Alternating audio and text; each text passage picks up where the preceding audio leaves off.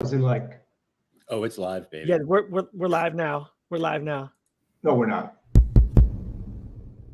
Check, check. Check one, check two. We are live. Welcome to the We Are One podcast. We have Chad from the We Are One channel and the Open Your Reality channel. We have Christopher Anatra, the quantum businessman, otherwise known as Elvis, and he's back to tell some more jokes and do some more impersonations.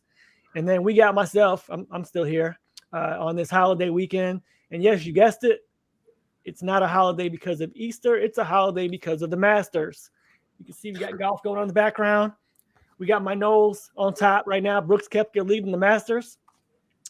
And we're just here to talk about some cool stuff today. And let's see where it goes. Are we seriously are we live right now? Like live stream, or are you just recording? No, we're live. We're live. How did you get this to be a live stream? I paid a lot of money. I paid $10,000 in cash up front. He pressed the wrong button, basically.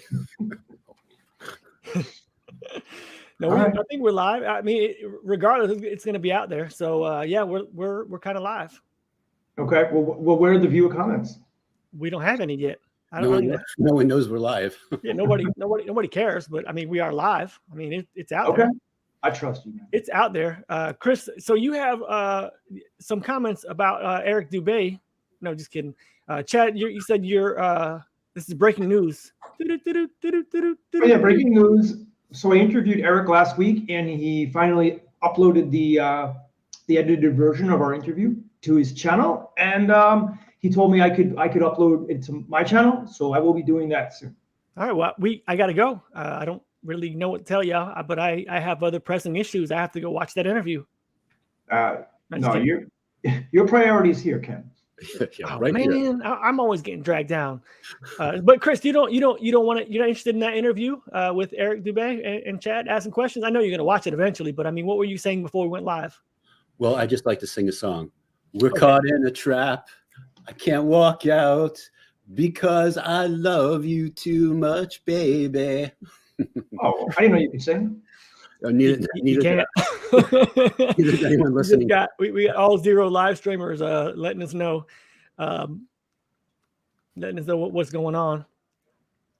Where's MJ? I don't know. He fell asleep again, probably.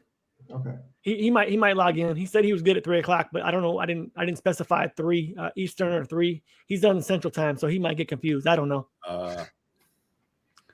But so we're gonna talk about a few things today. We have some Titanic information to talk about.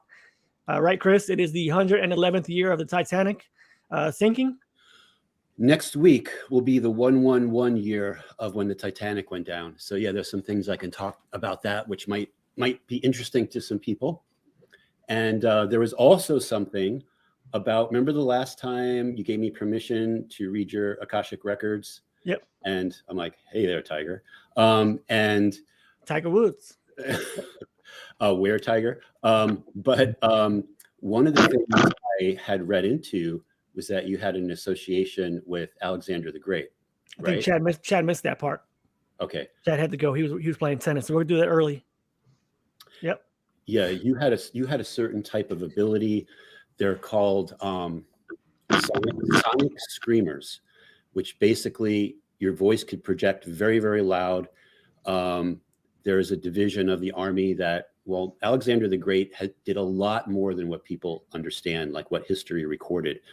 And he actually worked for Earth, protecting timelines, alien invasions coming through, people with aliens with blaster weapons, but his armies with their swords and their sonic abilities was able to defeat those races that were attempting to invade Earth. But here's what I really want to tell you, because like everything is synchronistic. So you tell me if you remember this. But at one point in the conversation, after we talked about the Akashic records, I was talking about the passenger pigeon and the return of the passenger pigeon. And you told me, if I really want to see pigeons, where should I go? Venice. And where in Venice? St. Mark's Square, I think it is.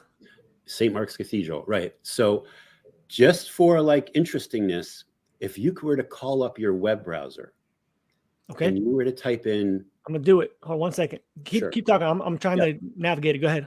Yeah. So if you were to type in St. Mark's Cathedral, Alexander the Great, tell me what comes up for you. Yep. One Because, second. yeah, because everything is like synchronistic and there's patterns. And I find that when I do these type of readings for people, there always something that comes back that they realize, like, oh my God, this connected this dot to this dot, and now this makes more sense. Is his tomb there? Yeah. So what is it? I can't see. What am I looking at? Because there's a couple of things that's pulling up. What is the first what is the first headline? The first thing it says is the body of Alexander the Great actually? Oh man, hold on. Hold on. Let me pull it up because I'm trying to do it. Is this the one you're talking about? Yeah, that's an example. Is his body in St. Mark's tomb? Wow, that's. Yeah. So here's the thing. You went there, right? You went to passenger pigeons. Well, the passenger pigeon was a trigger.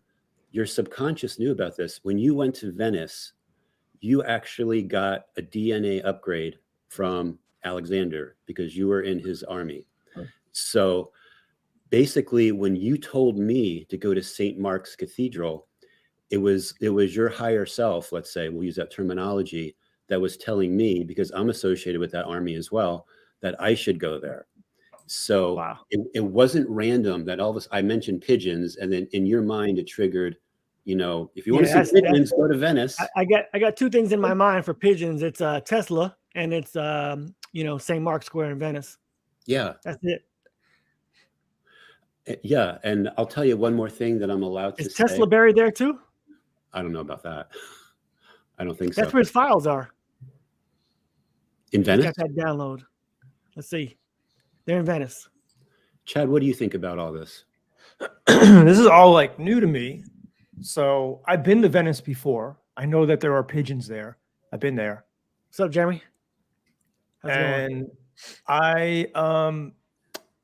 I know about Alexander the Great, but I had no idea what you were saying, that he was fighting aliens. That's news to me.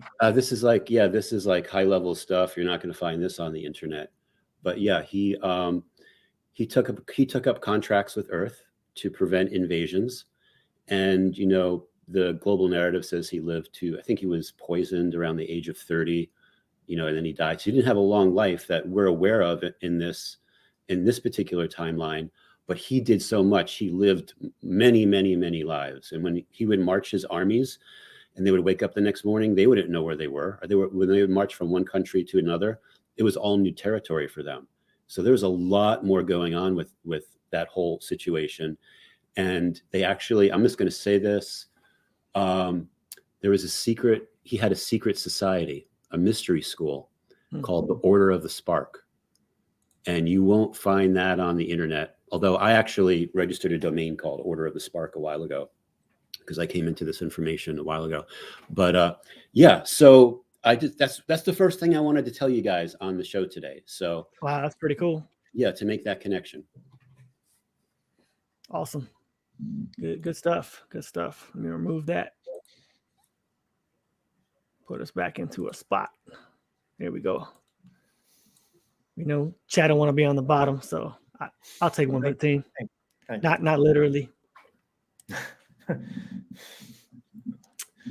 All right. So what the interview with Eric? Let's talk about that real quick, so we can move on, because I can't talk about that with Chris by myself because I didn't see it and neither did he. So the interview should be on Eric's channel. It's gonna be on your channel probably later today, I'm assuming. Unless you want to edit it. Absolutely, yeah. It's on Eric's channel right now. He emailed me about 15 minutes ago, and he said, feel free to re-upload it or cut it up any way you want. But he removed some portion of the interview, which was a little too controversial for YouTube, which is understandable.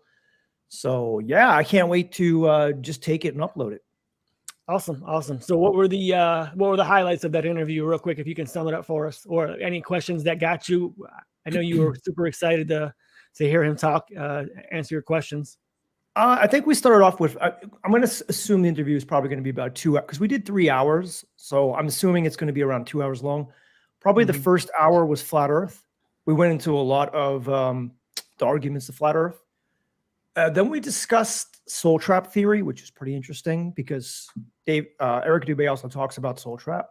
And I think lastly we summed it up with we actually asked him about Mandela effects, and he's not really a believer in Mandela effects. So Sorry, Eric, you missed that boat. Wait till he finds out about that.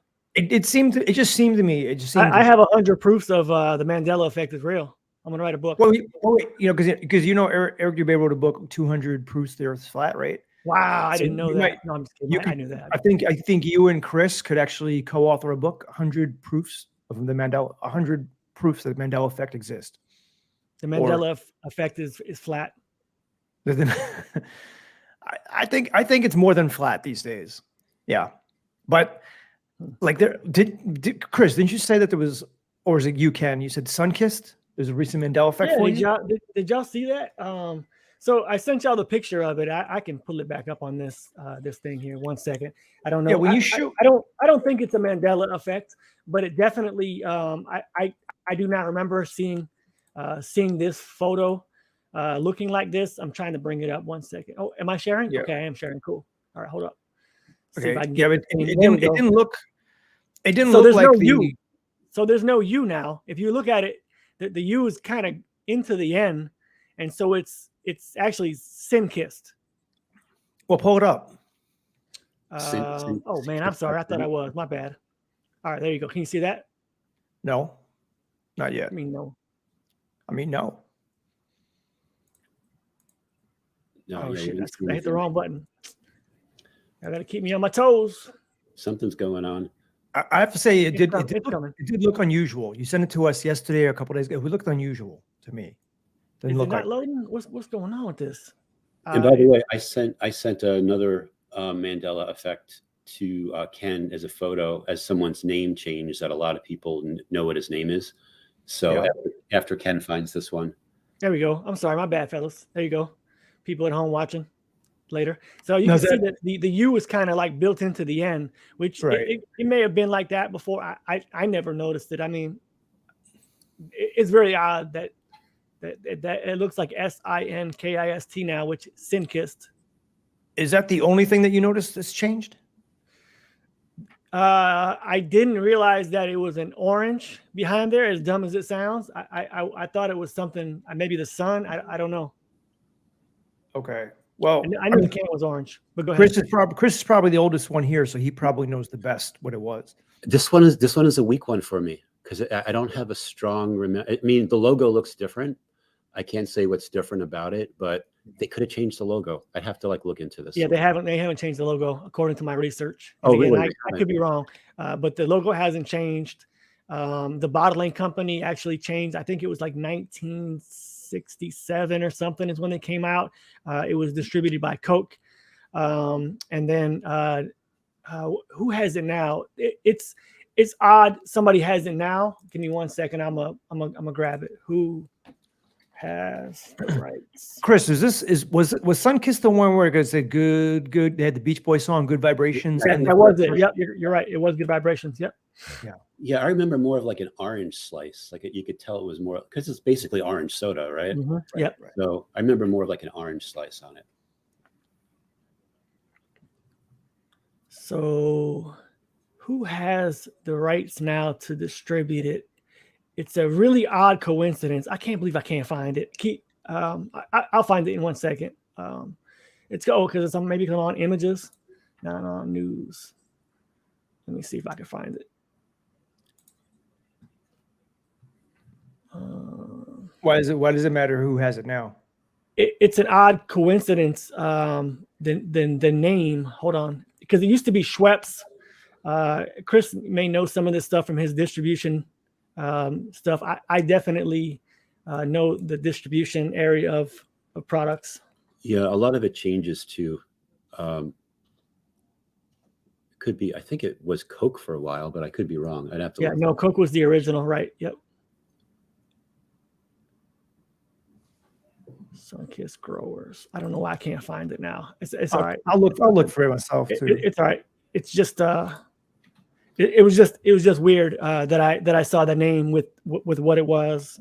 Maybe it's in my browser. Let's. Is it Keurig Dr. Pepper? Is that it? Keurig. Keurig. Keurig. Yep. Keurig Dr. Pepper. Yep. Yeah. Okay. Yeah. No, all good, man. All good. So anyway, you want to move on to the Titanic, Chris? No, let's move on to the Evil Knievel. Okay. Remember I sent you a photo of that one? Yep. Let me see. Yeah, but before we get into it, let's just, for those people that are not over 40, 45 years old, Evil Knievel was a stunt man from the 70s, did some amazing stunts. Like he jumped over the Grand Canyon, he did all kinds of, he did motorcycle jumps. When I was growing up, he was the guy that everybody knew. I think he like literally broke every bone in his body. Yes. Yes. So yeah, that's a lot. That's a There you lot of go. bones to break. This is Evil Knievel. You guys see that? Yeah. So what looks wrong with his name? With his knee? Name. Oh, his name. Did it have an I for evil? Yeah. It used to be evil. Yeah. Now it looks like it's spelled evil. Yeah, Evil. And now I Evil did, Knievel. Evil Knievel. Nebuchadnezzar. Nebuchadnezzar. Is that what that has to do with the Nebuchadnezzar? I don't know about that, but I did a little bit of research onto this, and like some shows or people talk about Evil Knievel, they still all pronounce his name evil, but the spelling of it is completely kind of wacky. And I've actually seen, I didn't bring a picture of it, but there's actually different places where you see it spelled as evil, EVIL, in some of the older like TV guides and stuff like that. But here, this is actually a movie poster that came out in the, I don't know, the 80s or something about Evil Knievel. Yeah, so when you also take the concept of these Mandela effects and can you tune into them and see what their hidden meaning is it possible the world has a little less evil in it than it did before? That's May not seem that way right now, right? Because things are crazy. But yeah, could that be a possible understanding of that? Deborah, how's it going? I think things are always crazy, Chris. But yeah, Chris not only finds these Mandela effects, but he also talks about the symbolism behind it. He explains them well. Yeah. So maybe evil is coming down. Yeah, I think it has to. I think the next 2 years are going to be a little bumpy, but it's eventually going to stabilize and things are going to change. Yeah, it doesn't mean that evil is still not going to happen. It just means there'll be less. It's sin has been kissed. Sin is kissed. Yes. The sin kissed. Maybe kissed in German means like going away or something. Yeah, exactly. Yeah, sin kissed. Bye, sin kissed. Yeah, exactly. And Coke used to be evil because they used to distribute Sunkist, but now it's the Keurig. Now it's coffee. We're waking up. Oh, there it is, Chris. Keurig, distributed by coffee. The Keurig. Keurig on Sunkist? We're waking up. No, they're distributing it now. That's what Chad said. That was the name. I was like, this is odd. Yeah, Keurig and then Dr. Pepper. So Yeah. that's like pepping up. And doctors too. Gotcha. Yeah, I'll pull it all together, and we've got doctors. You ever see you saw the original Batman series back from the 60s, and I think the 60s, right? Was when the Batman series came out, and Batman would always and Robin would say, "Holy, whatever, like holy dolphin flippers, Batman. What does that mean?" And then he would say something and another. It's like he would take some word and then create, the final solution out of like it seemed like almost nonsense. So we're trying to come to some terms here with these new Mandela effects, people. Yeah. Do you have any other Mandela effects, Chris? That's one that I have for now. There's some other like really interesting ones. I'm actually editing a video to kind of walk you through them step by step. But I wanted to mention today too that today 4923 is an Akashic record code day. Importance, I rate its importance to be like a 4 out of 10. But what I'm tuning into is it's beginning to mark the energy of what's called the Great Remembering that's going to start having an effect on us. So a lot of people are familiar with the term the Great Awakening. Well, what comes after the Great Awakening is the Great Remembering. So it's almost like if you ever have this dream at night and you wake up and it's like, oh my God, that dream was so real. I can't even, where am I? So you wake up and then you have to remember where you are. So when the Great Remembering starts kicking in, what's going to happen is deja vu stuff is going to really start to kick in as well. And what I tune into is the concept of the time loops that a lot of us have been in, and we're going to start remembering our time loops. So these energies that are coming in starting today, I think are like very important, and they're just going to build and they're going to build and they're going to build. So I just wanted to mention that too. And so with that all said, I also tuned into something new regarding the Akashic records. Someone mentioned this to me, and then I tuned into it the other day, and it's what they call Akashic crystal balls. So you might wonder, like, what is an Akashic crystal ball? But basically, there's different levels in the Akashic records. You can scale them different ways. I scale it from 1 to 9. When you reach a level 5, then you're granted the at least awareness or the knowingness of what an Akashic crystal ball is. And basically, it's almost like the looking glass technology, where for a person, for an individual, or for the world, there's something like a crystal ball that you could look into and see all the possible future timelines. And those timelines are represented by different versions. Like if you're looking at your own, in this particular timeline, your most wretched version of yourself to your most limitless version of yourself. And then what the outcomes would be based upon different decisions you make. Because every day you're making decisions, and that's guiding, what's going to be happening for your future. So I just wanted to mention those things about the Akashic records, because you guys know I talk about the Akashic records and all that. So today is kind of there's Akashic energy, I feel. Do you watch any TikToks, Chris or Chad? You guys watch any of those? Have you seen any of the new ones that they're talking about, the magic mirror? They put a piece of paper flat on a mirror, and they have an object behind it, and you can see the object through your eyes, through the mirror. Have you ever seen that? And it kind of makes you think a little bit, because I'll be honest. I first saw it and I was like, well, of course you can see what's behind the mirror. It's your eyes seeing, through the mirror, the perspective. So you can, the thing is that you can put a piece of paper on a mirror, right? And flat against the mirror, and your eyes can see the object from the top and the side of the mirror. And the whole premise is how can the mirror capture it when it's completely covered? Covering the object. And so the guy's like, magic mirror, this is a magic, they're magic mirrors. What the hell is a magic mirror? This is a magic mirror. How can you see the product? Just an interesting thing to take a look at. I'm sure you could find it pretty easily on TikTok's got them, and Instagram Shorts has them. I'm sure YouTube Shorts, there's probably some on there too. Yeah, there was even debate about this reality if mirrors should even be allowed. Because they can be magic, and they also can act as portals. I've heard that before, portals. Yeah. Mirror technology, where people can travel through mirrors from one mirror to another. So, yeah. Can you elaborate on that? Because I don't know anything about that. I've heard it, but I don't know what that means. Like traveling through mirrors, like right. Where do you come out? You come out into another reality or through another mirror. And I think there's been soft disclosure. There's some sci-fi in that too, right? Yeah, there's movies like, isn't The Lion in the Wardrobe? Don't they go through a mirror, or is that a closet? I don't know.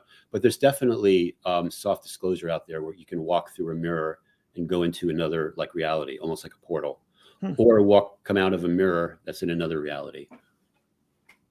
Sometimes used for good, sometimes not so good. Chad, have you heard about that before? No, I don't go on TikTok. I haven't heard of it. There's some cool stuff on there. I mean, I try not to get bogged down. My wife scrolls through that stuff for hours and hours. Well, not in one sitting, but it's one of those things that you just, once you start, it's hard to put that thing down for a second. They get you. But there's some very interesting stuff on there for sure. We got a question here. Right on time, Jeremy. Appreciate that. Can you talk about Salvatore Mundi and his crystal ball? You already kind of said that, didn't you, Chris? Or was that something else? No, actually, I created a video about the Salvador Mundi. Oh, sweet. Okay. The most expensive piece of art, right, that ever went up at auction. I believe it was at Christie's.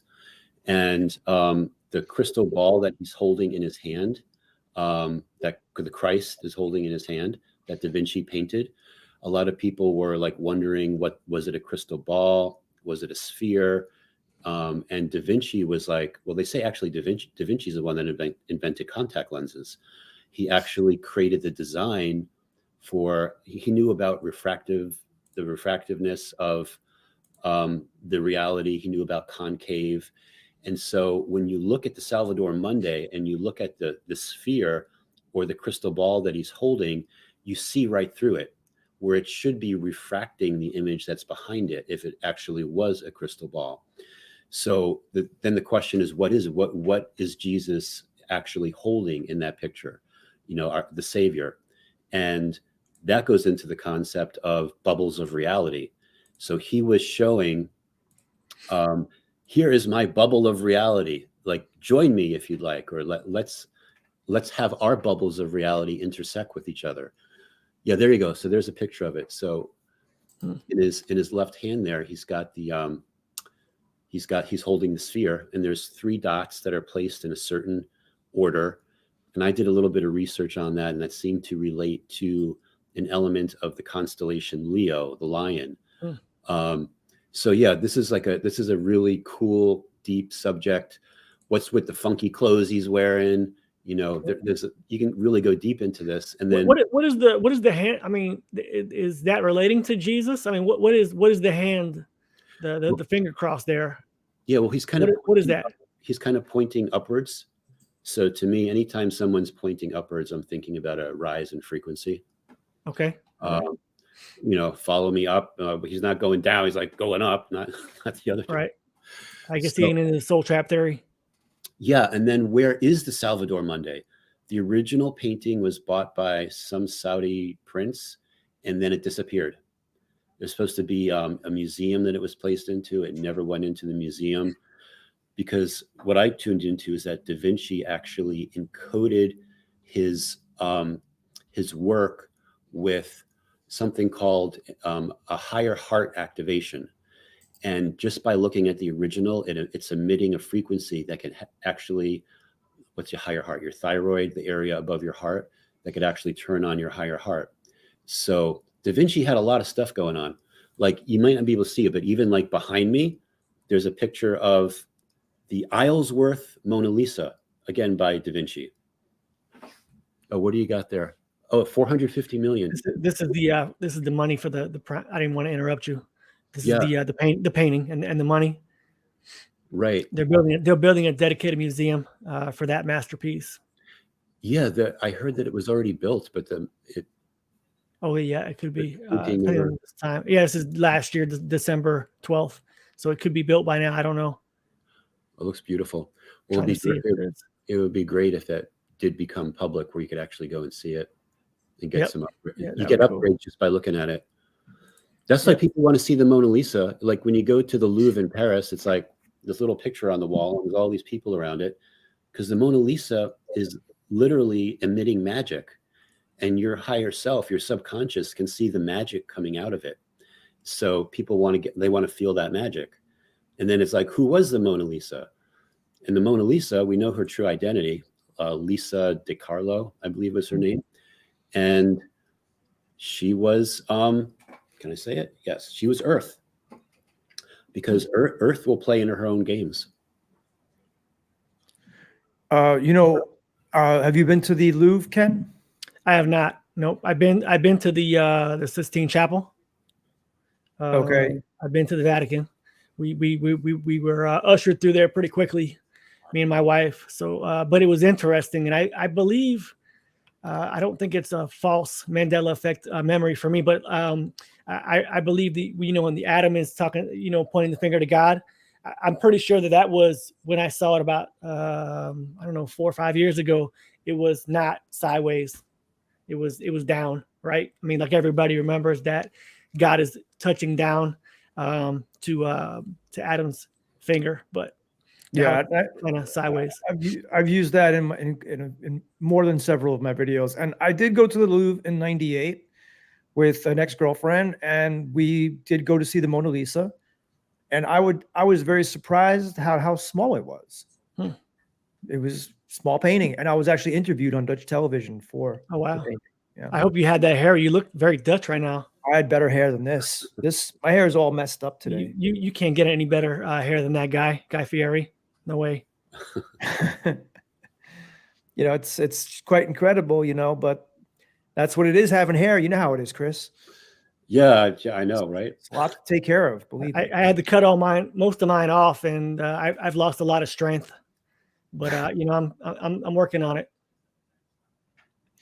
Working on it. So we can't all have long hair and blue eyes. Like no, I got brown eyes.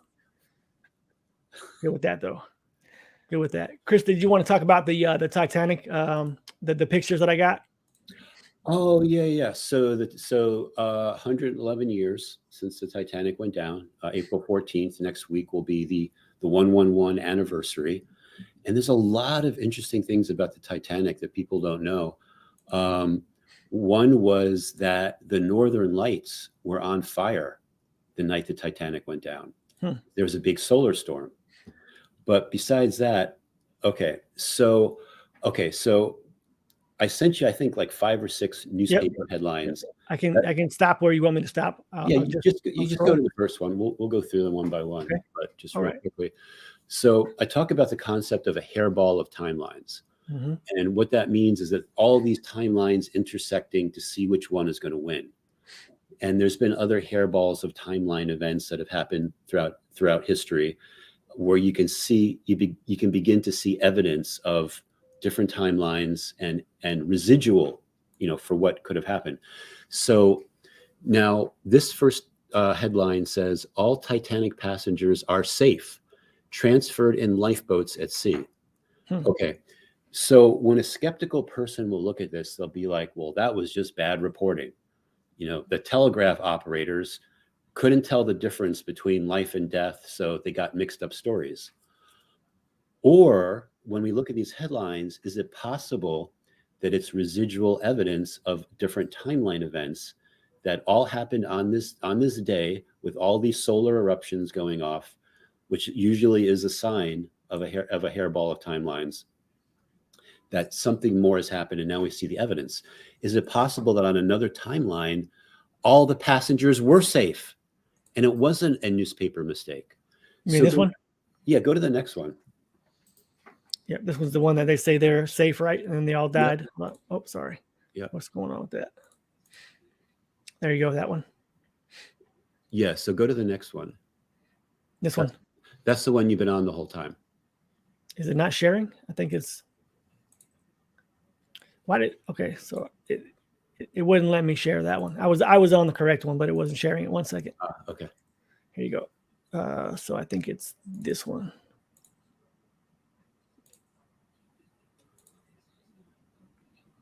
What in the world?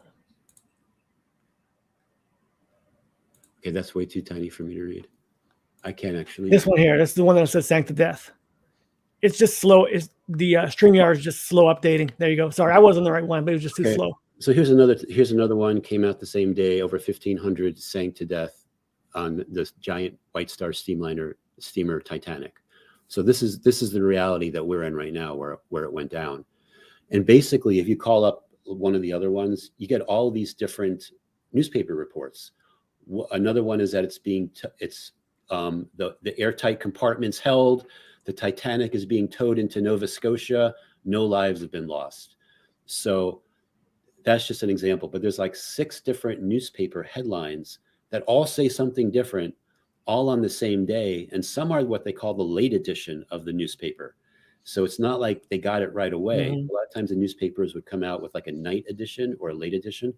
So could this be evidence of different events happening? We see the residual the residue of it.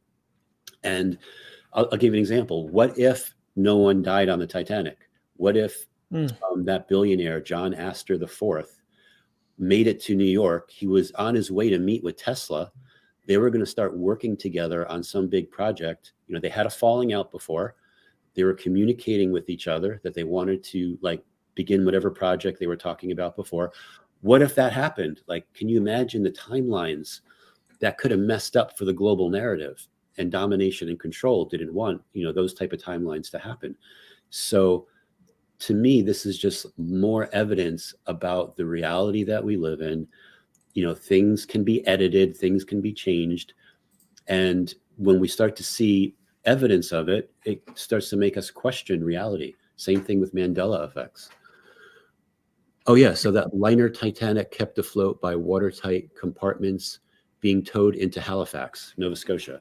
So yeah, so these are details, right? It's not like a telegraph operator is, you're not going to, There's a lot of detail there. yeah, you're not going to make up a newspaper headline, right, Chad? No, and this is what always makes me think that there's a parallel reality somewhere out there where all the survivors are still alive, but then that would completely change the reality, because then they would go on to have children and grandchildren, and then we'd have a whole different type of, society or world or reality. Crazy. Yeah, exactly. I'm trying to see if I could see the dates on these things to see if there's something different. Sank to death, White Star streamer. Yeah, I mean, there seems to be a little bit of timeline in there. It's like Sunday, Monday, Tuesday, Wednesday, but there's a lot of detail there for that to be fake. Yeah, and I'll give you one more thing. I have this. I want to read to you part of a transcript that I have on the screen. So in April and May of 1912, after Titanic went down, the U.S. Senate had these inquiry hearings to figure out what the heck happened. So they had someone named J. Bruce Ismay. He was the managing director of the White Star Line, and he was one of the survivors of the Titanic, right? Mm-hmm. So they asked him, I'm just going to do the question and answer. So he's before the Senate. They ask him, had you ever been on this so-called northern route before? His answer was, we were on the southern route, sir. And then they ask him, on this Newfoundland route? And then he answers, we were on the long southern route, not on the northern route. Then they ask him again, you were not on the extreme northern route? And then he answers back, we were on the extreme southern route for the westbound ships. They ask him again, what was the longitude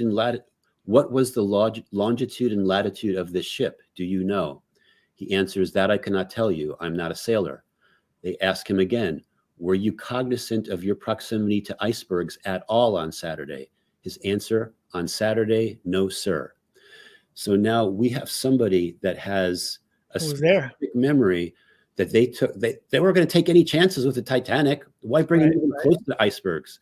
So they chose the extreme southern route. They wanted this to go off without a hitch. So could the sun have caused something with the compasses to go off so that they didn't know where they were? Could he be remembering another timeline? So it gets really confusing out there. Was he just lying in court? Was he lying before the Senate? I don't think that he was. This is just a regular passenger, or was one of the people that was in the navigation area? No, he worked for the White Star Line. He was the managing director of the White Star Line. So, and the White Star Line, the White Star, the white sun. Our sun looks white, doesn't it? It's not that yellowish glow that it used to be. But basically, yeah. So he actually worked there, and he happened to be one of the survivors. And later in his life, people resented him. They felt that he should have gone down with the ship. Like they felt that maybe there could have been more women that got saved over him. So his ending of his life, I think of the 1920s, wasn't that pleasant. But yeah, so just more evidence of craziness with the Titanic. And then now this next week is a 111 anniversary. So what does that mean?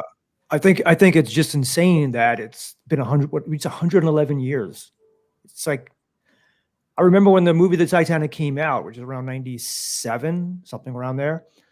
I'm sure everybody in here watched the movie, but Chris, do you think that movie was highly fictional? I mean, I know the story and everything, but the way it went down, was it highly fictionalized?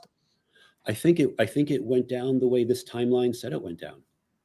And when you watch a movie like that, it just reinforces the timeline.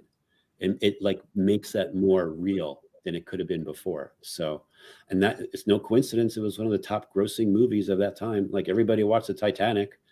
Some women watched it. I know women that watched it like 10 times that they admitted to, probably more than 10 times. It was the love story. They Yeah. should have been a Hallmark movie without the bad ending.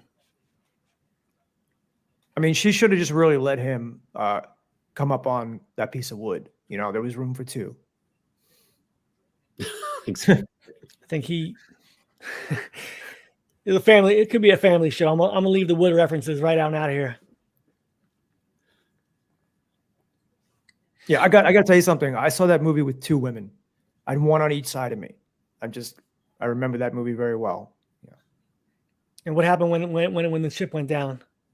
When the ship went down, I held their hands and I said, "It's okay, babies. You know, we're gonna make it." Yeah, they called you Leo.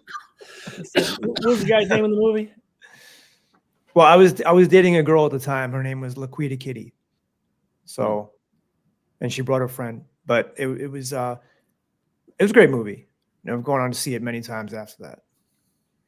The one thing that's really not believable in the whole movie is when Leonardo has the handcuffs on him, and she comes down with the axe. Kate Winslet, and he's like, "All right, take one practice cut," and then she completely misses, and he's like, "Okay, now you're good." And she just closes her eyes and magically just gets it like within inches of between his wrist to cut it. But it's Hollywood. What can I say? It would be interesting to watch it again, see if we can see any other Mandela effects. Potential effects. Yeah, for sure. Yeah, for sure. Anything else going on, Chris? Just sit here and chit chat about whatever. Yeah. So just one more thing about the Titanic. What, there's a lot of like, craziness going on. The sister ship, the Olympia, could have been the Olympia that they swapped with the Titanic. And that's a whole like a conspiracy thing you could look into. What I found really interesting was that JP Morgan, who owned the White Star Line, he had all of this. Wait, JP Morgan owned the boat? Yeah, JP Morgan owned the boat. Okay. Yeah, I'm sure they said it in the movie, but I completely misremembered. I didn't think about that. Yeah. Did he have insurance on it? He not only did he have insurance, but before it left one of the places in England to start its journey across the Atlantic, he had put all of this priceless artwork inside of it. What he did is at the last minute, he had it all retrieved, pulled off the Titanic. And so none of his artwork got lost. But now there's a JP Morgan museum in Manhattan you can go to, and you can see all of his the artwork he pulled off. Yeah, he's got some Anunnaki stuff in there. So wow. Why did he pull it off? Maybe he knew. He was tipped. Maybe it was part of a plan. I mean, all the people that died, those would have been his competitors. They didn't want like the way the whole treasury system works, and the monetary system and taxation and all those things. I don't know if you guys are following now, but it's that exact thing is just happening again. The Cash App guy just got murdered. I heard about that. All the Bitcoin, and you could have bought Bitcoin on the Cash App. I think he was the third guy that just got killed, and so nobody's standing in the way of the Fed coin now. What about when those big buildings went down in New York? Larry Silverstein, right? And he did there were a whole bunch of things that happened right before, maybe a week before it happened. Yep. So, and they took the insurance out, and then the night before they the federal who's the guy in charge that was on the podium say we can't account for $1.5 trillion or whatever. Alan Greenspan, is that right? I think it's Alan Greenspan. It wasn't Alan Greenspan. No, it was before him. It was. Are you talking about Treasury of the Secretary of the Treasury, right? The Fed, yeah, something like that. Not of the Fed. He was. He said we can't account for. I think it was 1.4. It's like 1.4, 1.6 trillion dollars. He said they lost it. They don't know where it went. And the next day, 9/11 happened. But who was it again? Donald Rumsfeld, right? Donald Rumsfeld. Rumsfeld. Okay. Yeah. He was Secretary of State, I believe. Craziness. Yeah, but the whole 9/11 situation, and Chad and we did a show about this a while ago, but that was another hairball of timeline events where there are all these different factions, chess moving. the outcome of, as far as how things would happen with 9/11 and things like the Marriott Hotel, the 40-story hotel that was between the buildings. Like a lot of people don't remember that. Like I was there, in the 90s, and there was no hotel that was, between both the buildings. So yeah, so there's all these things going on. That domination and control has been getting its way, have been manifesting what they want, but now the chessboard has been flipped, so to speak. So Well, Chris, and we've discussed this a bit, but what do you think's causing the Mandela effects? The Mandela effects are being caused by a variety of things. One concept is timeline insertions. Another concept is time travel. Another concept is something called time loops. So when you're in a time loop and you can change, depending on who you are, and you can change the outcome of an event to come back boomerang into our current timeline, you see the result as a Mandela effect. So yeah, so the chess moving of the timeline insertions is one of the main ways I see it. Who or what do you think is behind it? The way I see it as a chess game. I see it as... So there's a black and a white side is what you're saying, basically. I'm not trying to make a joke. You're thinking there's a benevolent and a malevolent side? I definitely think there's two sides, and you could say one concept is like the demiurge concept, which is the AI software that's like, controlling things, and they're working with the group called the Archons and so forth. And then you take like Jason Bashir's, and he talks about the concept of a benefactor who's, for example, trying to send us messages through Mandela effects, trying to get information through to us that is chess moving back and forth. And those are things that I talk about too. Like for this Mandela effect, something happened that was really dark in history because it was a chess move for something really good that happened. So yeah, so basically I believe that the chess game, like the chessboard has been flipped and we've reached the end of time, so to speak. And now something new is going to be starting. I mean, didn't Christopher McKenna, what's his name? Christopher McKenna or Terrence McKenna? Terrence McKenna? Yeah. Didn't he talk about the end of time as well at one point? What do you mean by the end of time? You mean like that are we out of time, or what do you mean by that? That the structure of the universe is literally changing, and how we understand time is going to be a reflection of that. So right now we see everything in linear time, one click ahead, one frame, 60 frames per second, literally is how we observe the reality. So the end of time, some people call it the end of the ages, where basically there is a certain amount of things that could happen. It's almost like you're playing a game. Finally, that game of Monopoly that you've been playing like for 5 hours with your friends, finally that game ends. So we've reached the end of that structure happening, and now a new structure is being set into place, and anything that's not compatible is just not going to be able to exist here. It won't be able to. So well, I have another question about that. It's two factions that are opposed to each other that are enacting these strategies you mentioned to change our reality.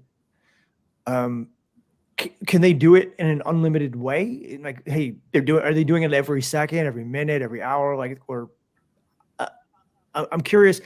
And are they human? Or I mean, I understand the Archons are maybe not be human. They're AI. They could be interdimensional. But what about on the benevolent side? Or is it human beings, or is it something beyond? it would definitely be a higher dimensional. And some of them could have representations of themselves as humans, like here in the 3D. But for the most part, there'll be higher versions of them that are, doing this type of work in the background without anyone having any idea. Do you think they can transfer their consciousness here to this playground? Do you think that's a possibility that they can show up here, or that they have showed up here before? Yeah, and I think some of them have been very famous people of the past that like would become like a household name, and like they would be examples of them using that player as a chess piece, like a Messiah, on a chess. potentially. Possibly, yeah, possibly like a Jesus. By the way, happy Grand Rising to everyone. It's Christ Rising Day, right? So happy Easter. I forgot. I wanted to say that before. I forgot to say that. Happy Easter. But yeah, so there's a lot. I believe there's a lot of things that are going on behind the scenes, basically, that we don't have any idea about.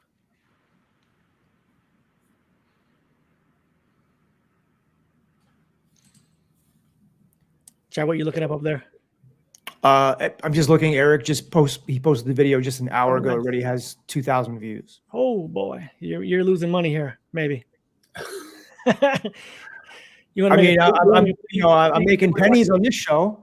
I could be making thousands posting that video, but it's worth it to spend the time here with you and Chris. So. Appreciate that.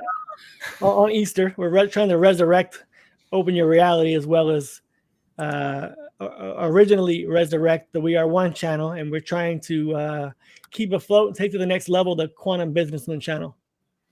Yeah, it's kind of funny. All threes at once. It's kind of funny because I put out a video earlier today saying I failed again. And I was talking about failing at photography, but people that are watching Eric's channel, because he gave me the link right at the top of his description, subscribe to Open Your Reality. So people are coming over to my channel, they might see like me talking about that. They're like, you failed. What the heck does this have to do with spirituality? Yeah. That's funny. Yeah, did you want me to say that thing about the curvature of the earth? Yes. Yeah. Just everyone who's stuck around, here comes the magic bullet. This is just like I'm just saying this. People can make whatever resonates is true with them, blah, blah, blah. But this is like information that I literally got back. But so I know, like Chad, before you were saying, I don't know if we had it on the show or not, or maybe before we started talking, the curvature of the earth has really got it for you, right? Like the whole thing. Yeah. So, and the flight path for Chad too, probably. Yeah. So there's a lot. Yeah. There's a lot of different things. So is it possible that because of the flaw, there could have been a flaw in the earth game where we could have observed that there was not the curvature the way it's supposed to be? We got a server upgrade. Almost like the bug report came in, like, there's bugs down there. People are reporting they can't see the curvature of the earth. And well, what are we going to do about that? We need to give them a server upgrade. So this again is going into that whole concept of where are we? What is going on? Like, are we like in some kind of super quantum computer of the future, having this experience where this illusion where we feel that everything is solid, but everything is literally energy. And are we lucid dreaming right now? So there's different ways you can look at that. And somebody, I saw this video, Jeff Bezos has that rocket ship, Blue Origin, that goes up. Yep. Well, what they do is every time it goes up, they film when it goes all the way up, it gets to a certain point, and then it comes back down again. I think the whole flight lasts like 32 minutes or something like that. And someone actually was posting videos of the entire flight, and it gets to a certain point because you can see out the windows and you see all the people, strapped in and interacting and talking to each other. You can see the curvature of the earth. And some people are like, that's just fake. Jeff Bezos faked it, blah, blah, blah. Or is it possible that it's more observable now? So, but it doesn't matter. Like, have you ever seen those videos where the plane takes up and there's people in them and they show you don't see the people necessarily, but you see the window and you see the curvature, right? I'm going to the camera, and all of a sudden it flattens out in the same video, and then it goes this way, concave. Have y'all seen those? It's like, what the hell are we looking at here? But in the same video, it goes from like, oh, there's the curve. Oh, wait, what is that doing? What the hell is that? And then it goes the other way. Have y'all ever seen that? But it could be the window, the glass distorting the view, the perspective. But you could see it both ways, right? Because you could see weather balloons that go up and it just looks completely flat, and then they show you fisheye views as well. So nice. I don't think we can really tell, and some of that could be CGI. But what about the videos of NASA astronauts holding a ball and they drop it in zero gravity and it goes down? Yeah, what's going on with that? they're on harnesses or they have CGI. I mean, there's the bubbles in the helmets when they're spacewalking. There's too much of that stuff. The whole moon landing thing with the rocks having A, B, and C. I talked about this with Eric. Yeah. There's too many red flags for me to believe it.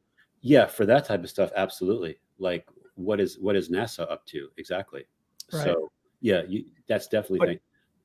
But getting back to what you're saying, Chris, we talked about the curvature, and I said to you earlier before we started the program, one of the main points of that Eric Dubé makes is that you could see far in the distance, right? The Earth's supposed to be curving every mile, and it becomes exponential. So by the time you're about 30 or 40 miles, it's going down hundreds, if not like 1,000 feet. But we could still see from 60 miles away from the shore of Lake Michigan. We could see the Chicago skyline, city skyline, perfectly there. And there was a famous video where a weather forecaster said it was a mirage because there's no way you could see the city. In Indiana, he was looking at Chicago. Correct. Right. Yep. Right. I mean, how do you account for that? If they're telling us that the globe is 8,000 miles in diameter, 25,000 in circumference, then there's a certain mathematical formula that you can use to see how much the Earth would curve. Did you ask Eric about the question that I asked you about why the term flat Earth is so prevalent? It's so pushed. Yeah, well, he doesn't refer. He likes to refer to it as a flat horizontal plane and not flat Earth, because it's true. If there are crevices and there are mountains and you have the Marianas Trench, but overall, if you continue going and going, it's a flat horizontal plane. He still believes it is 100% a flat plane. Like it's flat. Yeah. Really? No. Well, like I said, there are mountains and there are crevices, but valleys. But for overall, if you go through it, it's flat. It's not going up like this. It's not going down here. It's pretty much flat all the way through and through. I didn't think that he actually believed that it was an actual one level plane. Like I thought that. He fully admits. No, if you're asking that, he fully admits that we don't know what's under it. We don't know what's outside the firmament, or even where the firmament begins. He admits we can't know that. I mean, we don't know. Does he not take into account that it's possible that or the most likely scenario of everything that he's talked about is that the Earth isn't the dimensions that we're being told. Like, I thought that was kind of the premise of going against the globe model, is that it's not that anyone ever thinks it's a pancake floating in space, because that's always the argument, right? I mean, that's always you think this is the flat Earth with the pancake? That's what people who don't know about the theory, that's what they think it is, some pancake floating in space, but it's not that. They have to fully admit, even David Weiss says it, they don't know. We've never been outside of the Antarctic ice wall. We've never been outside the firmament. We don't know. They can only speculate. Yep. And they can only speculate based on the height that they've actually gotten to, of having actual pictures of the curvature. Because from what I've seen, I've never seen a photo, and I look at it often. The definition of an image, and you don't see a photo, and you got Neil deGrasse Tyson saying, well, the space station's not high enough to get the actual curvature of the Earth. It's like, well, then what are we talking about here? Yeah, I mean, there's a lot of inconsistencies with him calling it an oblate spheroid. It's a little pear-shaped, a little chubbier. Yeah, more like a pear. More like a pear, right? Kind of like a female for me. That would be a nice female for me, a little chubby at the center. But for most people, they're gonna say, wait a minute, Ken. I have this book from 50, 60 years ago. It's filled with images of space. Of course, we went. We've been outside the solar system. We've done all this. So it's very difficult to debate people because, and I'm not saying that I'm completely on board with the whole flat Earth concept. I'm just saying that there's little things about it, data points about it, that I find to be logical inconsistencies with the globe Earth model. The same way you realize Mandela effects. You can see them. You trust your memory, so you know that these things were not the way they were. It was never Evel Knievel or Evel Knievel. It was always Evil Knievel. So come on. No, I'm 100% on that. Like, I'll tell you, because like with the sun-kissed, I'm not sure either. It just looks different to me, but I can't say for sure. Right, me too. The Evil Knievel, I'm also pretty sure, I'm 95% sure there was an eye. in the evil. And for other Mandela effects, yeah, I'm 100%. I'm 100%. And that's why I trust my memory on that. And I trust that not just me, but millions and maybe a billion other people on the planet remember Star Wars to be different than it was. That C-3PO didn't have a silver leg. That Darth Vader didn't say, no, I am your father, So said Luke. Right. That's it. I'm trusting it. I believe 100% Mandela effects are real. Yeah, I mean, you also believe in simulation theory, as I do, and to a lot of extent, Chris does as well. I mean, there are things that don't make sense about simulation theory too, but I mean, we're just trying to make the best of the most rational decision of what we are experiencing. Look, there are people like us that are exposed to the flat Earth theory. There are people that have been exposed to simulation theory and to the Mandela effects. Those have been the three biggest revelations in my life over the last 10, 12 years.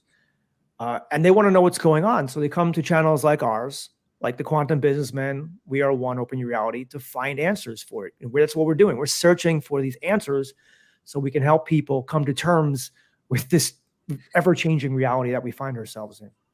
Yeah, and you know what? I'm going to post it probably next week, but Logan from Decode Your Reality. Yep. Me and myself, Sean Bond, we interviewed him, and Really? It's just funny how Chad's channel is called Open Your Reality.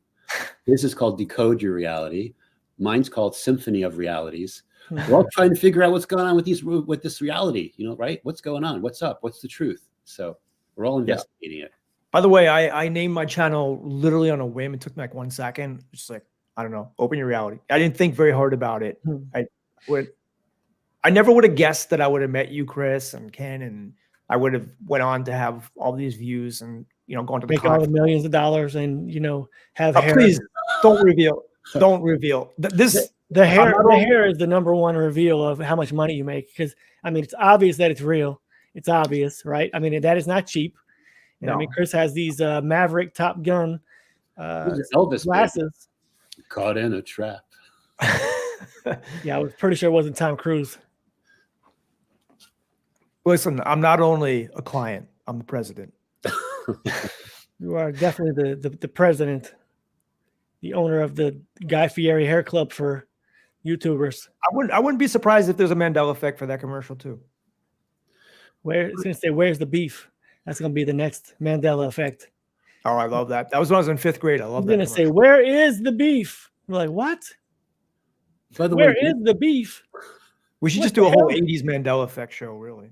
Yeah, we should predictive Mandela effects. What's going to change? By the way, do we want to answer if anyone has any questions? Yeah, there's a couple questions. We are live. Yeah, there's a few. There's some comments. Gar Charlie had a comment about. I think this was about Titanic. He couldn't bear to watch. So many dead people. Here's another question. Jeremy's leading the questions today. Appreciate that, Jeremy. Thanks for tuning in and asking. Chad, you want to read that one? Could a person produce a Mandela effect for the whole collective reality, like jumping everyone into a reality where everything is different, i.e. Philip K. Dick, Man in the High Castle? Chris, you want to tackle that one? Yeah, I would say Elvis. Yeah, I would say technically yes.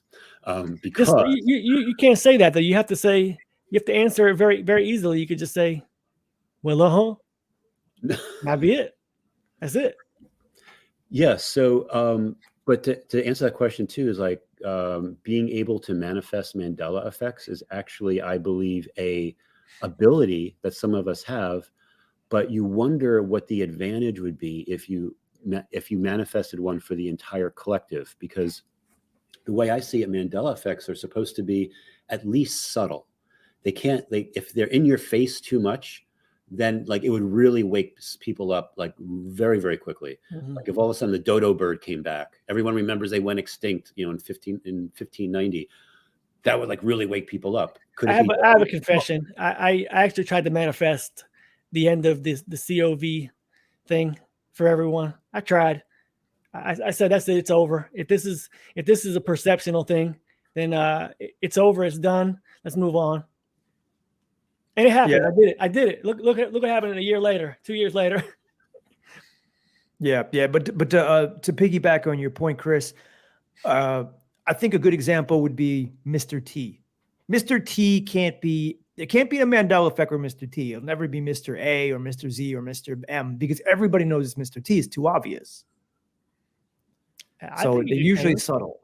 They're subtle, but at the same time, look at what happened with North America and South America, where South America is now positioned in the middle of the Atlantic Ocean. Like that's not subtle to me. Yeah, or if something did happen with Mr. T, maybe his name was always TEE, and no one. Oh, technically his name has always been Mr. T. I think he's British. I think he's Mr. T. I'll tell you what, though. If there was ever going to be a Mandela effect with the Rocky saga or Mr. T or the A-Team, I think I would know because I was pretty into it. Mm-hmm.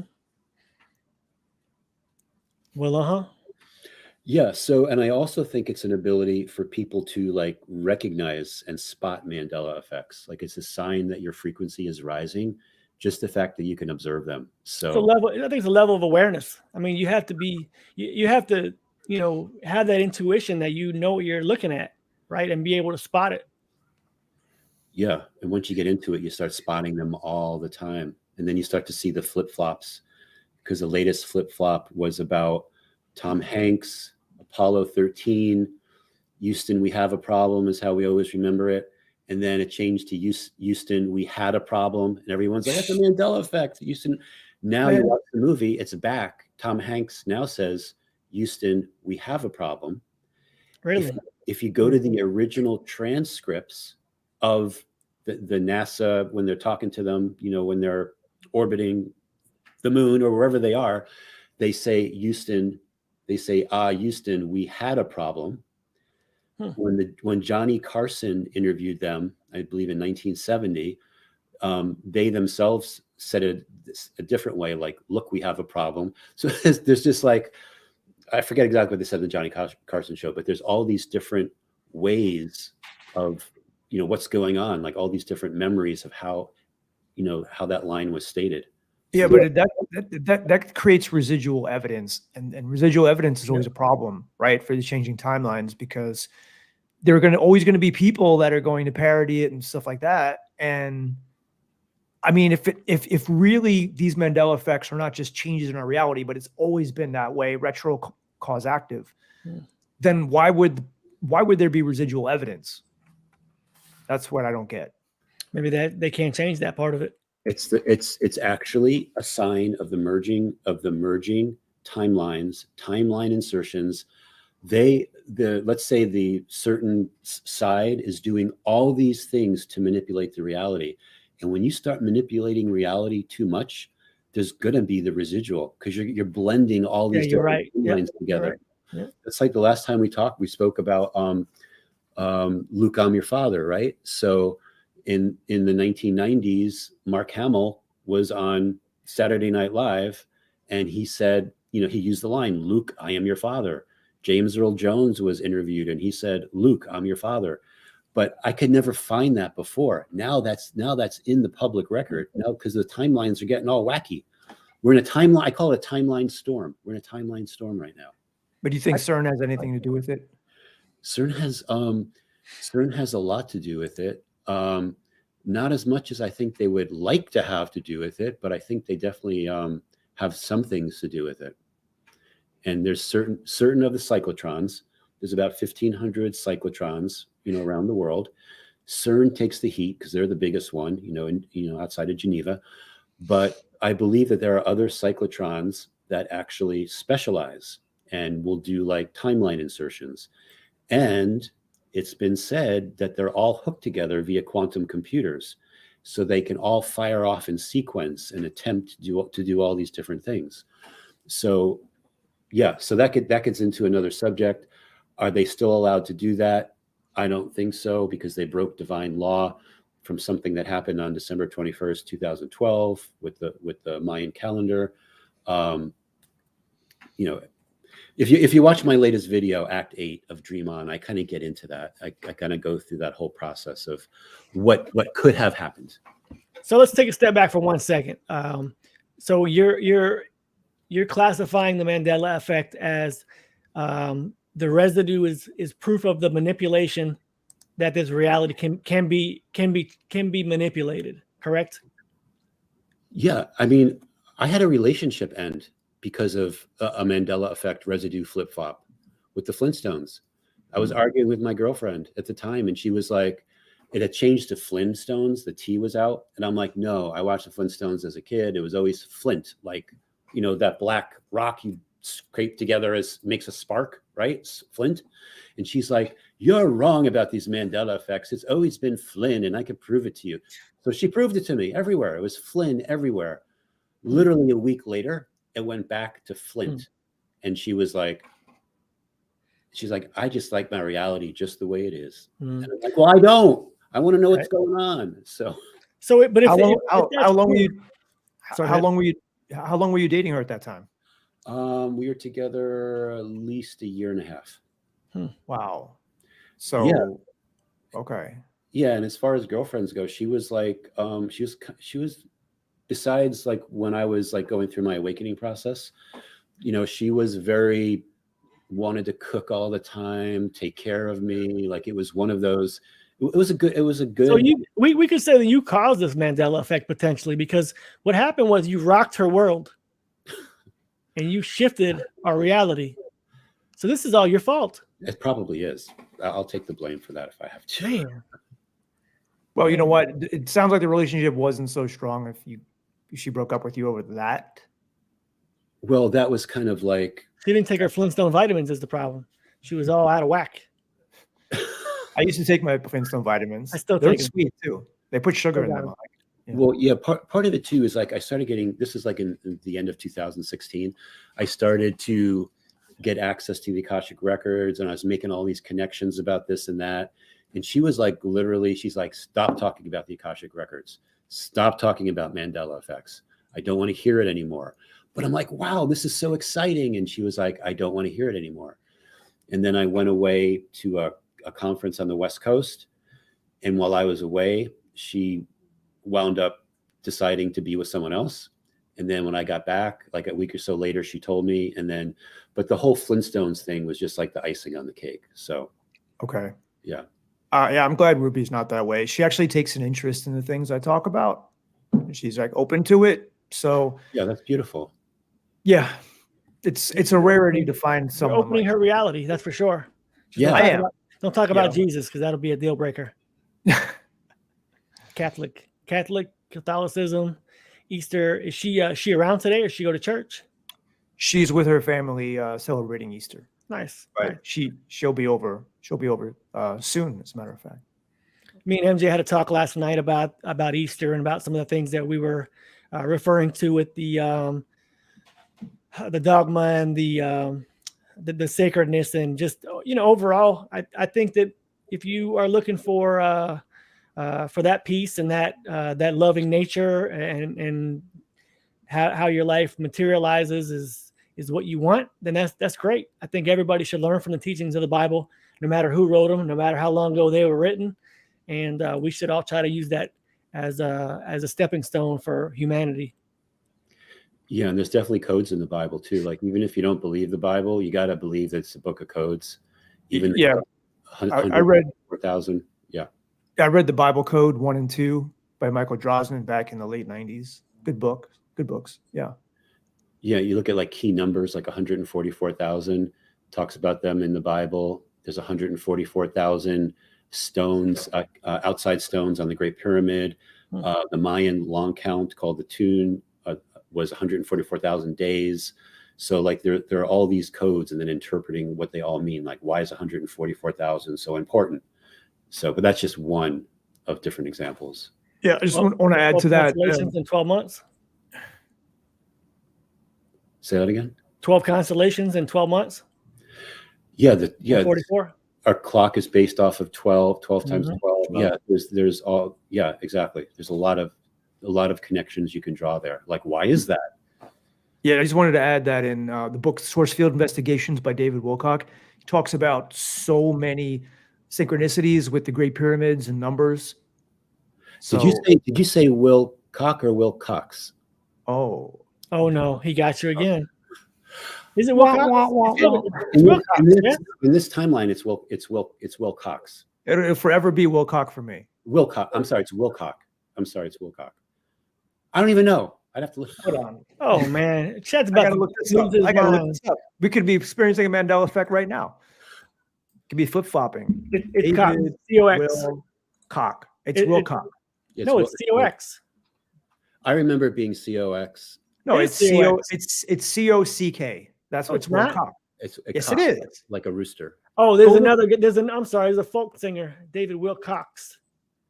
Okay. That's when I typed it in. That's what came up. Okay. So hold on, I thought it hold was on here. Wilcox. Let's be clear. So Chris, you're saying it used to be David Wilcox and meaning with an X, and now it's CKS. Yeah, and all my books changed, like because I bought like 3 or 4 of his books, and like so I have to go check my library, and yeah, they changed it too. So it was always Will Cox for me, and then the cock part was like, you know, someone's last name ends in cock, you kind of remember that. You remember that? So- Yeah. But that's Yeah. that's what I remember. You know, that's the frequency that I was from. I thought it was COX also, and I haven't written his or anyone else's book in a very, very, very long time. But I've seen. I'm a visual person. It was COX. I mean, I'm telling you, it was because I've seen all the. I think I'm books. pretty sure it was COX too. I agree with you, Ken. I've seen all the books on on YouTube. You know, when somebody talks about it, they hold up a book or they hold up a banner promoting a book. It was always COX. When did it change to COCK? XS. I think it was a couple of years ago. Does he know? I don't think he would admit it. Hmm. That's the weird thing about people that name changes to people. They usually. I always think that the theory for that is that's my proof of NPCs. I mean, when you see that when they talk about it's always been that way, like Ed McMahon, did he ever step out and say he never worked for American Family Publishing? I mean, did he ever say that?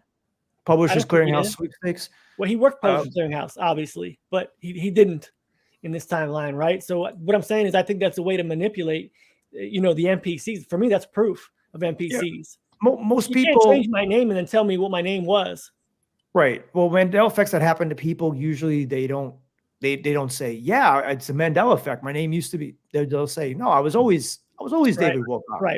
Right, but everyone else perceived it to be one way. So how is that possible? My interpretation is that only can happen if you're manipulating their mind some way, or they're. I understand that, but it's not everybody. It's not everybody. There are always going to be people that are going to remember it a different way. You're literally dealing with another version of that person, is the way I see it. So when I interviewed Howdy Mikowski, like we talked about his last name, and he's like, my last name isn't Mikowski, it's Mikowski. And I'm like, well, how come? Like, I remember it being that way. And he's like, yeah, a lot of people remember it with the cow, with the W, and I just don't correct them. So that was his like reasoning for that. But when I asked him that, because when I saw the spelling of his last name, and I'm like, what happened to the W, right? So we're now, for myself anyway, are in a timeline version, different. Your frequency changes, your frequency adjusts, and you actually deal with, I feel, other timeline versions of people.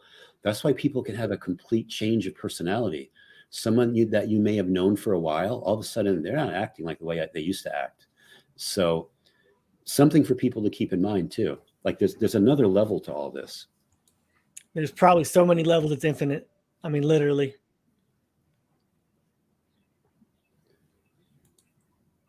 Yeah. And the people's, and I think like when you do notice a name change, it is something that's indicating that you are dealing with another person from another timeline that's now onto your timeline. And then the last name usually indicates something that has changed in their ancestry. And sometimes that goes back, like it could go back to the fall of Egypt or the fall of Atlantis, and something happened in their genealogy that maybe caused a ricochet of events to happen, not just to change their last name, but maybe their eye color changed. Like I did one of my first Symphony of Realities was about Gilligan's Island. I remember Gilligan always having brown eyes and his hat always being white. But now in this reality, he's got these bright green eyes and he wears a tan hat. Please.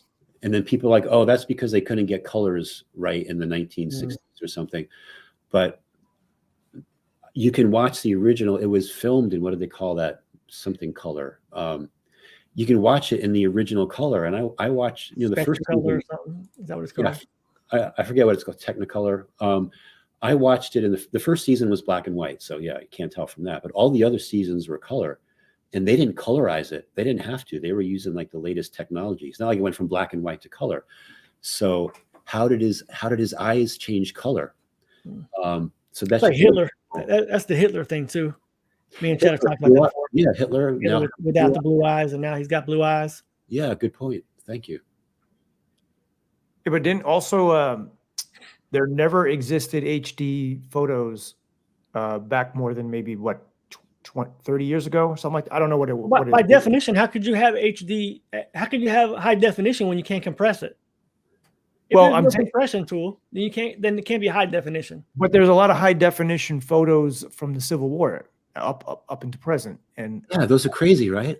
Yeah, and that was supposed to be a Mandela effect. Now I don't know if maybe it's modern technology because there are programs that can take old photos and render them into HD.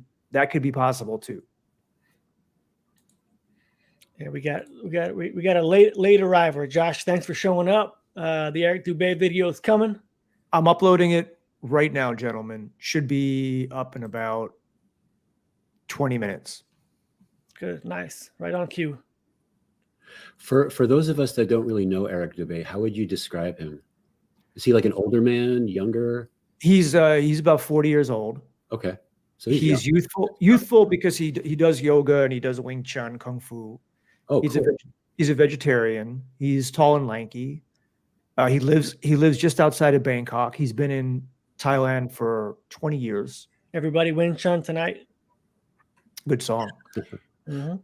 And and he came in, he's somebody that just started coming into these conspiracy theories after 9/11. What was his first? 9/11 was his first? He said that? Yeah, I think so. I think I've heard him say that, but I didn't know if he recanted that or not.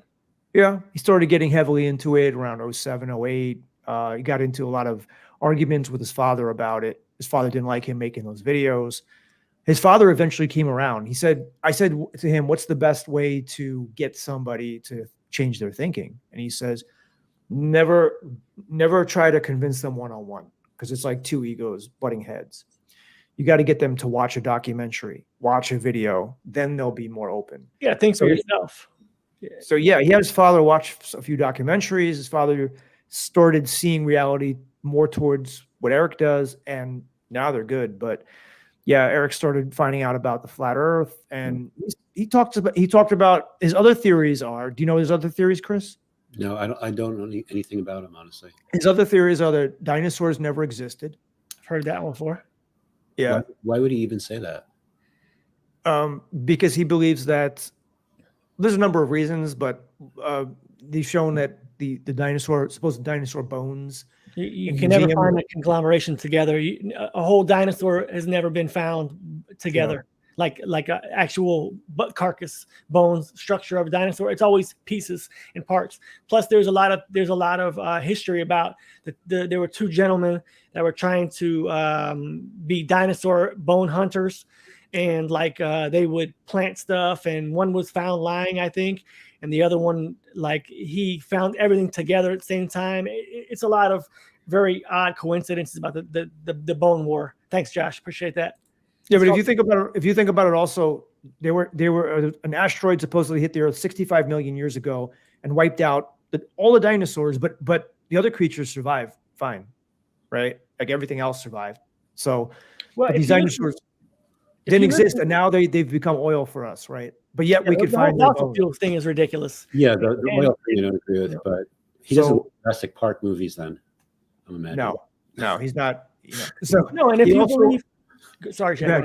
No, you go ahead. I was going to say, I'm trying to say, if you believe in the archaics theory too, about the vapor canopy and the greenhouse effect of the Earth. I mean, humans were much bigger, animals were much bigger. In what we'll call prehistoric times, before the Anunnaki times or whatever, when the water canopy, encompasses the Earth, and things grow faster and grow taller. I mean, those could have been dogs. I mean, literally, humans were, if it were 25 or 30 feet, they could have been dinosaurs, could have been large pets or something like that. He probably believes in like the woolly mammoth and things like that, where they found entire carcasses with the grass still in their mouth. He probably wouldn't say that's a fake. No, he does believe in giants for sure. But like woolly mammoths, for example. I'm sure you have to. Yeah, if the scientific evidence is there to bear it out. But the other conspiracy that he doesn't believe in is nuclear bombs. He believes nuclear bombs don't exist. And if you think about it, what happened in Hiroshima and Nagasaki, like a month later, they were rebuilding. Life was getting back to normal. How can that be? If a nuclear bomb was dropped on them. So I don't know about that one, because I believe the government probably has some type of nuclear technology, some type of technology to level the whole planet, probably. But yeah, that was an atomic bomb that detonated above. That was an atomic bomb. So many miles above. He calls it a firebomb. I guess the other big conspiracy he believes in is that I'll just say like this because it's too controversial, but things that happened in World War II didn't go down the way that history tells us it went down. I'll raise my hand to that one. Well, yeah, I'll raise my hand for that one too. I still hold the theory that the Nazis won the war. I don't know how we're taking all these dudes, in the U.S. and they're all millionaires, billionaires. They're all in society. I mean, it's crazy. Well, Chris and I did a show about the Germans keep attacking America, right? With the Mandela effects. Yeah. But what he has to goes into it with, particularly with Germany and what happened there with their leader and with a whole group of people, if you know what I mean. So yeah. There is a good documentary, I would say, to watch, Chris. It's called The Greatest Story Never Told.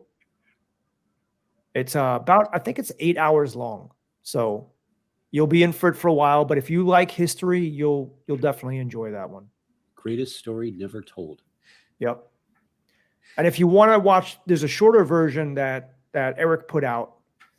I don't know if I should mention it, but you could find it just by putting Eric Dubé documentary. It's Adolf, and his last name against the New World Order, but just change N to a J. Oh, yep. Gotcha. Yeah. I've never heard of that.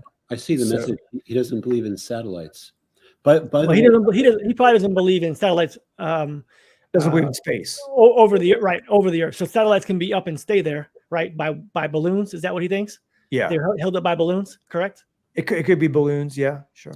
there was a news headline that Elon Musk's Starlink lost 49 satellites a couple of weeks ago as a result of one of the big solar storms we had. We had an X-class flare and all these the sun was flaring. That's funny that they lost satellites that were not in space.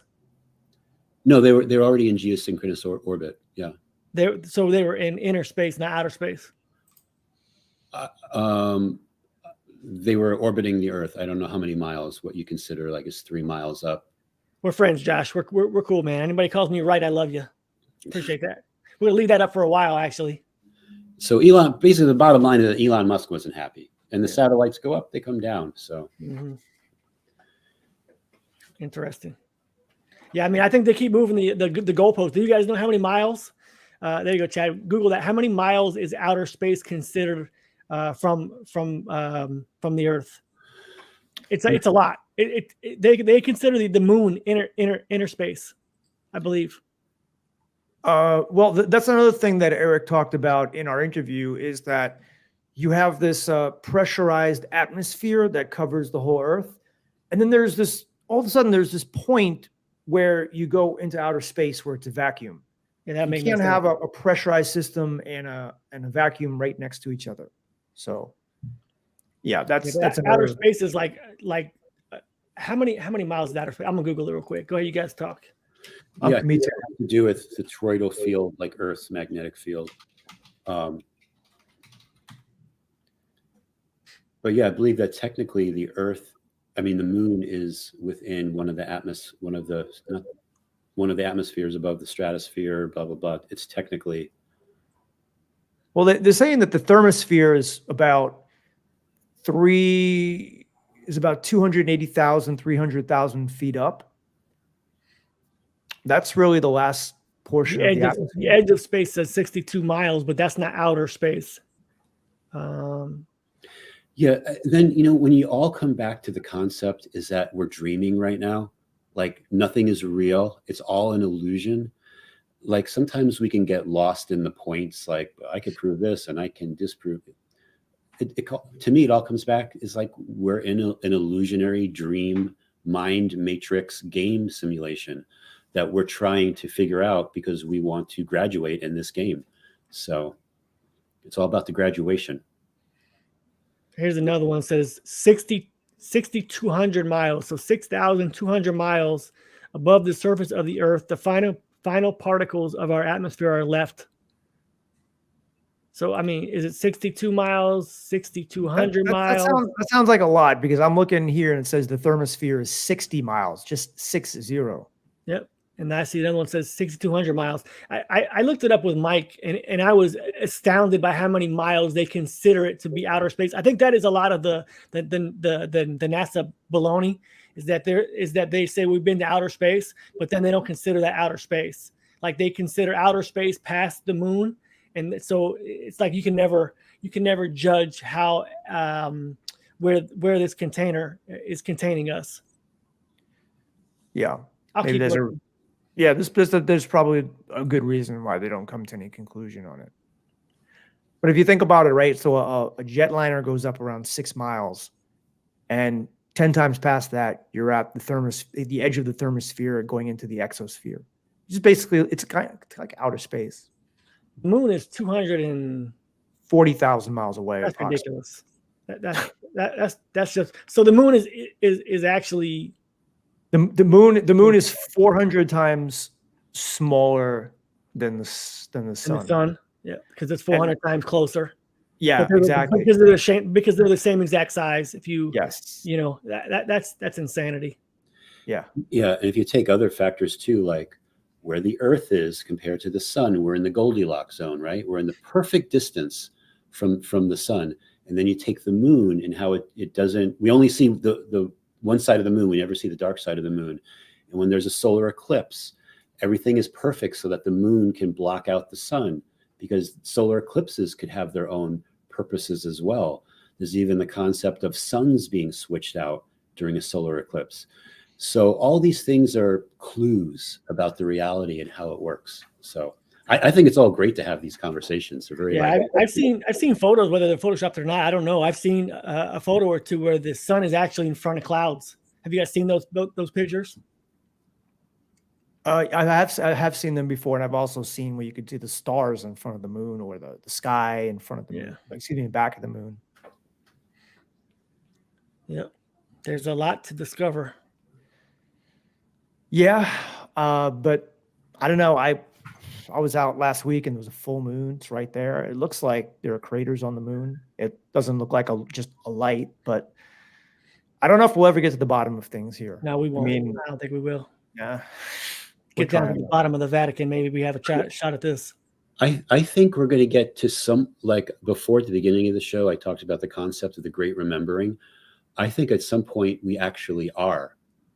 And, the great awakening is what starts. The great remembering is what comes next. And when we start to remember things, and we all start remembering the same things, I think there's going to be a lot of questions about the reality that finally. Do you think that reality that you're coming to that realization will be a subjective one or an objective one? Because I think that there are people who are never going to buy into what we're talking about here.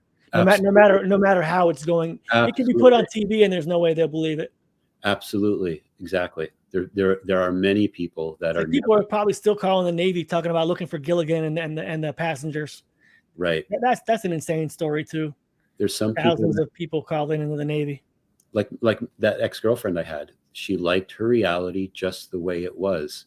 She did not want to, even in her mind, in her consciousness, have any other ideas about how it could work.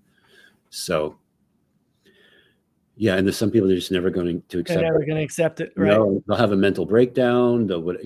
For that, and then their higher self might say, "It's time for you to leave and go someplace where you can relearn this experience." Getting a plug here, Chris. You're about to get a new subscriber. Oh yeah, Guard Charlie. I think I've spoken to him before, but yeah. So I just a couple of weeks ago I put out another Symphony of Realities Act 8. Then I made a follow up to Act 8 that I'm going to post in the next week or two. That kind of goes into more details. And I've started working on Act 9 of Symphony of Realities, which is called Gameplay. So I go into details about if this is a game, what are some of the rules of the game and how do they work?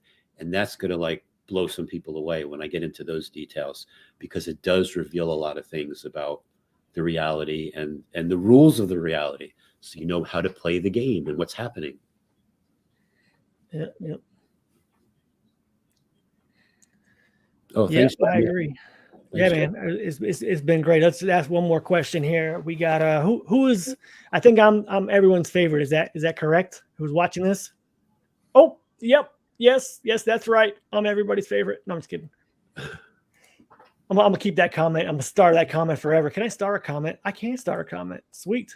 Nope, not that one. It's about Chad. All right. By the way, guys, as soon as this live stream's over, I'm gonna probably upload that Eric Dubé interview on my channel. Just letting you know. I'll be watching it. And you know what I might do as well, Ken? I might take some of the footage from here. If you don't mind, I'll take a clip from here and throw it in Open Reality too. If you don't mind, what? How could I mind? You're on the show. Okay. I don't think I could fight you in court. Wait, did we sign a non-disclosure? Yeah, we did. Right, you just did right now when you said we did that. I can clip that, clip it and edit it. Yeah, that's gonna be awesome. I'm looking forward to that for sure. Taking some of that clip, putting it on here. All right, yeah, I don't think that might be it. Chad, we appreciate you being on for hour and a half, hour 45 minutes, man. You had to go play tennis today. You missed your time. Yeah. Missed your barber appointment. You're supposed to get a haircut. My first barber appointment in 12 years. Wow, it's fantastic. You should actually wear that hat into a barber. Take your camera. Have somebody You know what's funny? I did a photo shoot yesterday for a home, and the real estate agent had never met me. He never knew what I looked like. And I walked in there with this thing, and he kind of gave me a strange look. Like, I wonder if he knew. You should put gel in that thing and spike it up and tell him to cut it. I brush it, and you know what? In the wind, it flows like hair. It's like I can see it. That's great. That's great. Somebody's asking about your interview that you mentioned, Chris, with Sean. Oh, the one that we did with Logan. It's probably going to be, I'm hoping that by Wednesday of next week we post that. Yeah. And it's funny, like Logan is he's not really into Mandela effects. I thought he would be. When we spoke to him, he's like, they don't affect my life. Why should I care about that? What are your guys' thoughts about that? Like, if you don't, it's one thing to not be exposed to them and not see them, but like, how do you, I mean, does that mean you don't have an opinion on them because you don't, it doesn't relate to like a memory of yours? How could you not be shaken up by that? Yeah. So like from my point of view, like when I saw one of my first Mandela effects was actually the JFK assassination. When I saw that and all the extra people in the car, it bothered me. It really like my brain hurt. And I had a friend when the Bible one, from the lion will lie down with the lamb to the wolf will dwell with the lamb, whatever it is now. He said that he went into his bedroom and he prayed and he cried for like 24 hours. Yeah. He didn't know what to make of it. Now that's a reaction I can deal with. Yes. So it depends on the Mandela effect. Like some things to be solid. Once those affect you, then you question everything. Yeah, then you start questioning everything. Your foundation's getting shook. Exactly. Yep. Chad's over there trying to post the video, which is cool. I think everybody waiting for that to drop. Yeah. But Chris, I appreciate you coming on. I don't know. I don't want to keep you guys all day. I'm just my back is watching the good golf, but it's not over yet. So okay. It's been a pleasure, gentlemen, for sure. Yeah, we'll let Chad get back to work. Post this for his 135,000 subscribers can watch Eric Dubé. Yeah, it's funny. That video on Eric Dubé's channel will probably get 25, 30,000 views on my channel, probably a tenth of that. And he's been kicked off of YouTube 4 or 5 times, and he comes right back, and his subscriber count comes right back every time. Jeremy's on this. He's trying to watch every YouTube thing on the internet, trying to figure out how his music equipment changed. I agree, Jeremy. That's what happened to me. That stuff changed your life. So Ken, you're going to finish watching the Masters. I might watch Happy Gilmore. We'll both get our golf. Same thing. Get our golf fix in. Yeah. Well, Chris, I appreciate it, man. I'm glad we did this. It was last minute thing. We had no agenda. We went almost for 2 hours, but so feel free to take whatever you want from this. Obviously, it's already posted. Thank you. It's already posted, and there it goes. And if you're watching this, guys, let's see what I got here. Where my banner's at. Oh yeah, there we go. Boom. Thank you for watching. Appreciate it. You guys enjoy your Easter. Spread love. Surrender. Seek truth. Let go. Any last words for you, Chad? Yeah, Chris, anytime you want to come on my show, that's all you gotta do is contact me. Yeah, let's do that. I'm thinking maybe the end of April, beginning of May. Okay. Would probably be a good time period. I'll definitely have every week that goes by. There's always things to talk about. So okay, I keep Trying to get a list. Yeah. Nice. Right. All right. Well, if I get anything for you guys, I'll send them to you, and you guys can talk about it. Cool. All right, guys. I appreciate it. Thanks for watching. If you're watching the live stream, enjoy your Easter Sunday. Be safe. Till next time. Till next time. Or does it do this?